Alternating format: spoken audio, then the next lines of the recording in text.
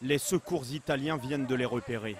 Au large de la Sicile, ils sont des dizaines de migrants entassés dans ce canot pneumatique. Eux sont sauvés. Hommes, femmes, enfants, ils ont gagné l'Europe après une longue traversée. Chaque jour, la scène se répète. Les drames aussi, incessants, jusqu'à l'horreur. Cette semaine, des migrants ont jeté à l'eau d'autres migrants parce qu'ils n'avaient pas la même religion. Cette journaliste a rencontré l'un des survivants. Les musulmans se sont battus avec les chrétiens. Les chrétiens ont voulu se défendre, mais ils ont été poussés à l'eau. Et d'autres témoignages le confirment. En pleine nuit, alors qu'ils sont une centaine à bord de ce canot à moitié dégonflé, une dispute éclate en raison de la religion.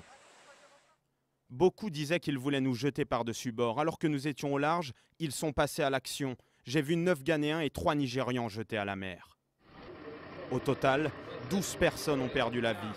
Leurs agresseurs présumés ont été arrêtés hier. Ils sont maliens, ivoiriens ou sénégalais, tous de confession musulmane. 15 personnes ont été inculpées de meurtre aggravé par la haine religieuse. Une première en Italie.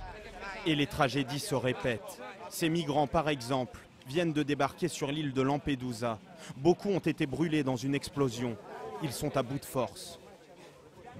Tous avaient embarqué en Libye, pris au piège d'un système criminel.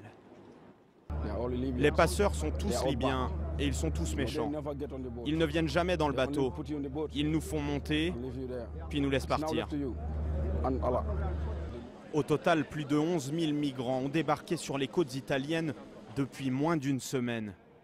Et on ne connaît pas le nombre de ceux qui ont disparu en mer.